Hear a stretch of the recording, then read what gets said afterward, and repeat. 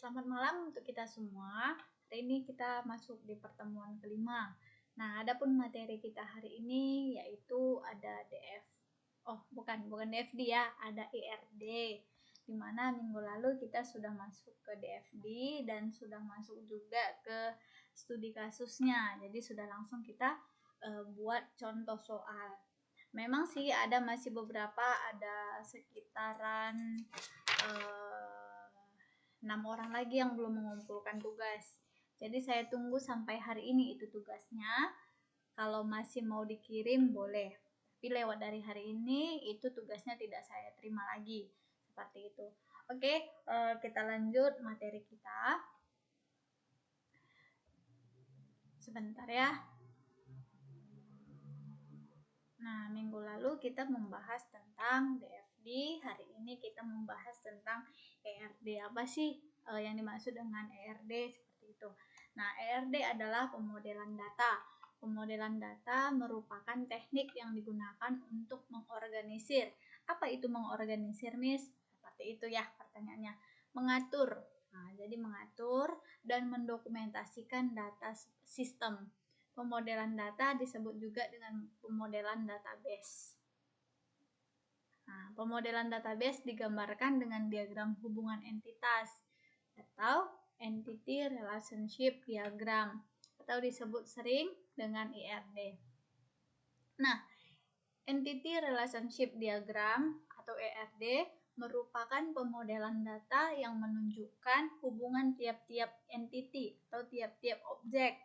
ERD adalah model konseptual yang mendeskripsikan atau yang mengatur hubungan antara penyimpanan. ERD digunakan untuk memodelkan struktur data dan hubungan antara data. Dengan IRD, model dapat diujikan dengan mengabaikan proses yang dilakukan. Di sini ada model entity relationship diperkenalkan pertama kali oleh P.P. Sen atau Chen pada tahun 1976.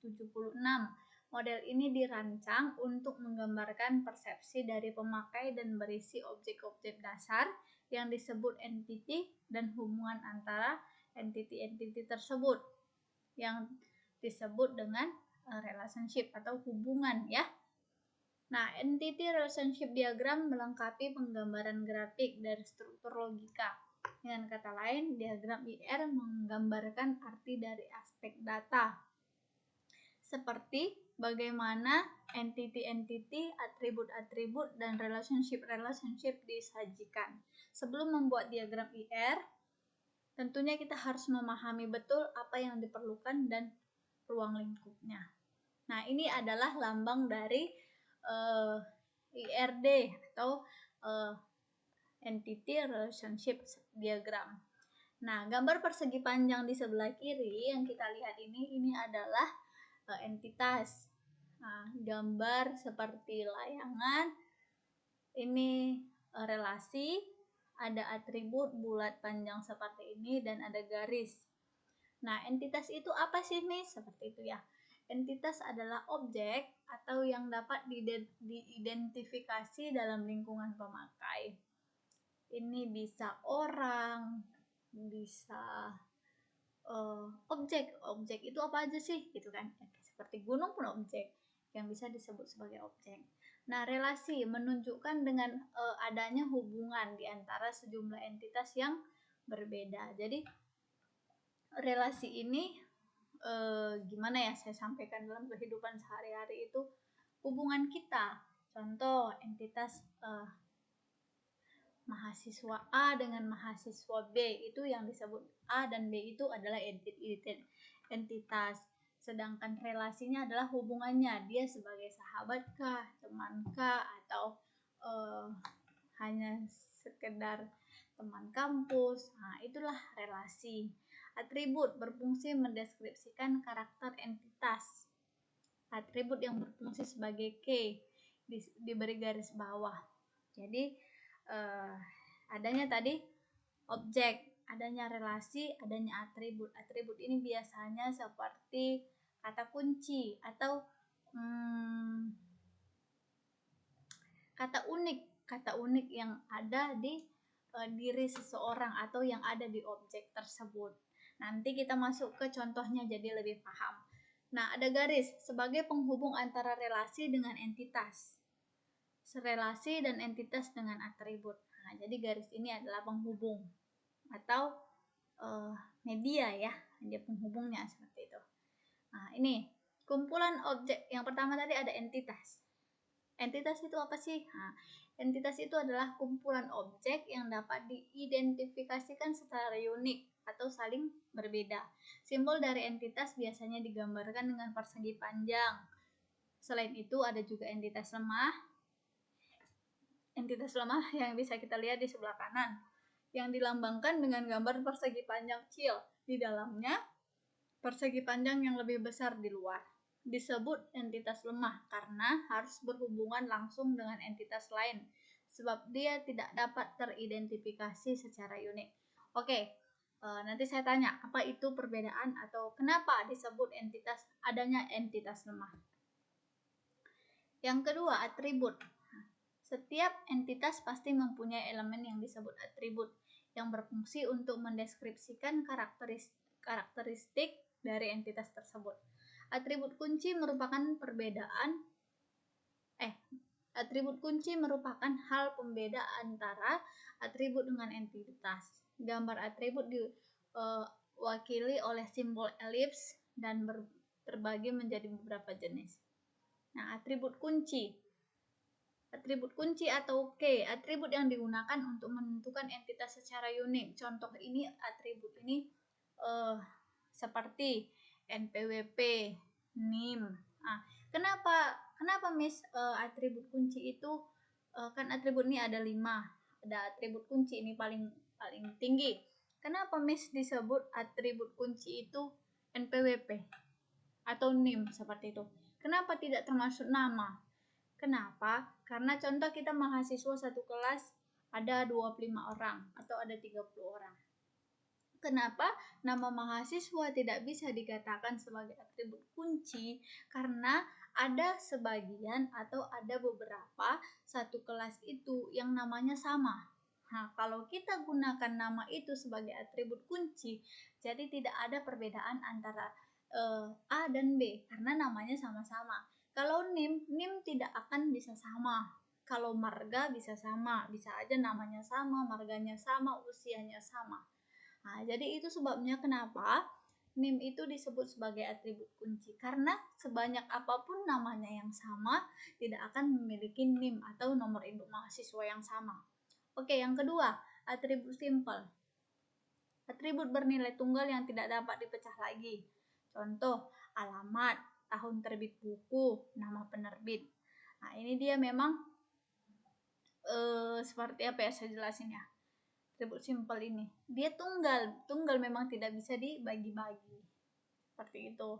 Nah, kayak alamat karena kita memang sudah pasti alamatnya.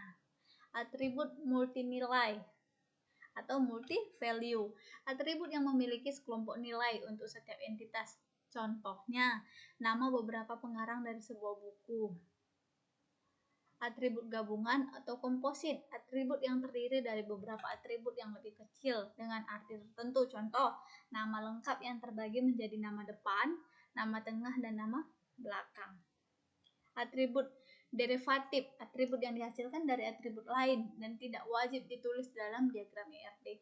Contoh, usia, kelas, selisih harga. Nah, oke ya, paham? Nanti kalau ada yang kurang paham boleh ditanya. Nah, ini adalah contoh dari gambar atribut. Atribut derivatif. Masuk kita yang ketiga, ada relasi. Relasi adalah hubungan antara sejumlah entitas yang berasal dari himpunan entitas yang berbeda. Gambar relasi diwakili oleh simbol belah ketupat. Relasi juga terbagi menjadi beberapa jenis. Ada relasi 3. Nah, jadi tadi atribut ada 5. Kalau entitas ada 2. Entitas ada entitas lemah, ada entitas kuat. Sedangkan atribut ada 5. Atribut kunci, simple, multinilai atau multi value, atribut gabungan, dan derivatif. sedangkan relasi ada 3. Nah, apa saja, Miss? One to one atau relasi antara satu dengan satu.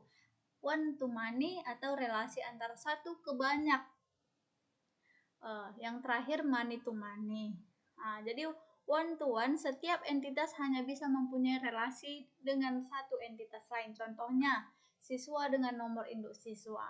Ini alasannya kenapa tadi nomor induk mahasiswa disebutkan sebagai atribut kunci, karena sebanyak apapun nama yang sama di satu angkatan dan di satu kelas itu tidak akan memiliki NIM yang sama. Jadi relasi juga seperti itu. Ada relasi yang hanya bisa satu dan memang hanya satu bisa relasinya dengan dia. Ada juga satu ke banyak atau banyak ke banyak. Nah, ini contoh di bawah. Suami 1, suami 2, suami 3, istri. Ini adalah contoh antara money to money. One to one. Istri 1 memiliki suami 1, istri 2 memiliki suami 2. Seperti itu ya. Nah, ada di sebelahnya antara one to many atau dari satu ke relasi banyak. Contohnya dokter. Kenapa saya ambil contoh dokter? Karena dokter itu dalam satu dokter, contoh kita ambil dokter spesialis anak. Nah, saat dia membuka praktek di satu hari itu, dia membuka relasi, membuka praktek pengobatan. Nah, pasiennya pasti banyak. Jadi relasinya itu banyak atau satu ke banyak orang. Tidak mungkin satu dokter hanya bisa memiliki pasien satu sampai selamanya. Itu kan nggak mungkin. Nah, ini adalah contoh dari relasi one to many. Yang terakhir ada relasi money to money. Ada siswa, ada ekstra kurikuler. Nah, di sini ada siswa pertama, yang di sebelah kiri ada siswa kedua, di mana siswa pertama bisa memiliki minat atau ekstra kurikuler ada 3. Contoh, ada ada futsal, ada basket, dan ada berenang. Nah, jadi dia bisa memilih lebih dari satu. Nah, ada juga siswa yang kedua memilih basket, renang, memasak, seperti itu. Jadi kalau 1 ke 1 tadi, siswa 1 harus hanya memilih futsal. Begitu juga sebaliknya. Nah, jadi ini money to money bisa dengan siswa 1 memilih banyak. Seperti itu. Ada garis atau alur. Garis yang menghubungkan antara atribut untuk menunjukkan hubungan entitas pada diagram IR. Nah, di sini ada kardinalitas merupakan jumlah minimum dan maksimum dari hubungan antar entitas.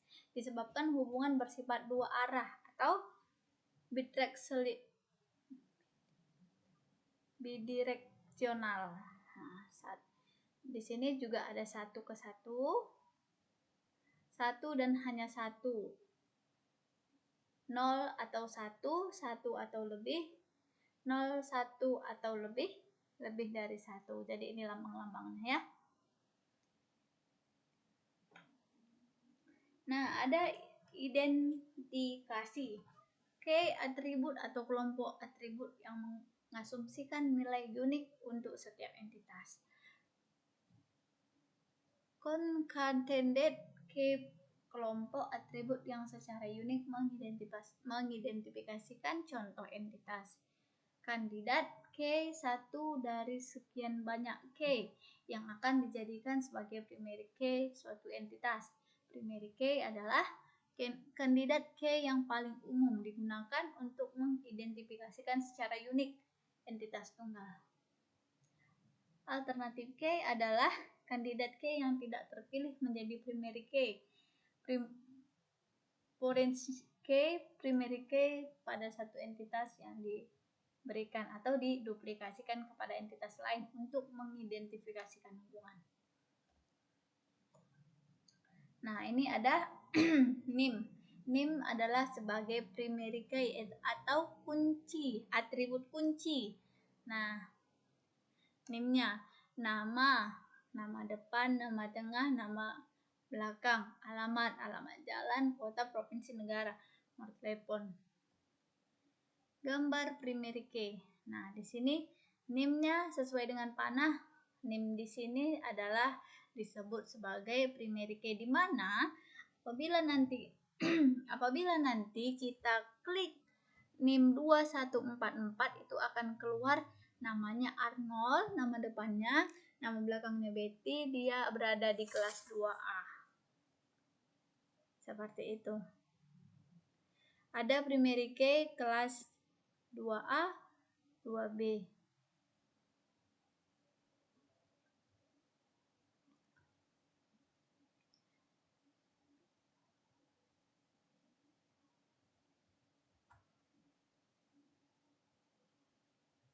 Oke. Nah, di sini ada contoh penggambaran. Contoh penggambaran IRD untuk sistem informasi nilai mahasiswa.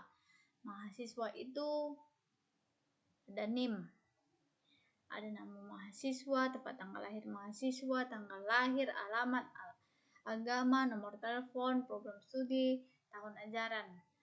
Nah, relasinya ke mata kuliah.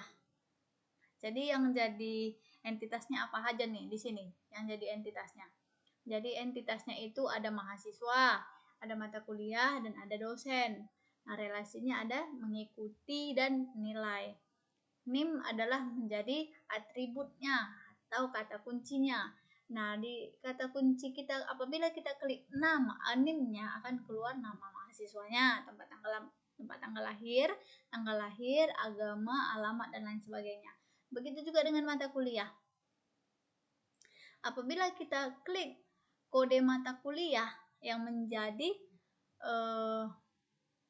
atribut key, pasti akan ada nama mata kuliah, berapa SKS, semester berapa, dan tahun ajaran. Seperti itu selanjutnya. Oke, mungkin sekian yang dapat Miss jelaskan hari ini. Miss berharap ada yang bertanya, karena kalau tidak ditanya pasti semuanya diam. Seperti itu. Saya juga bingung antara paham atau tidak mengerti sama sekali. Oke, sekian. Kita lanjut di Classroom. Sampai jumpa minggu depan. Terima kasih yang sudah menonton. Selamat malam. Thank you.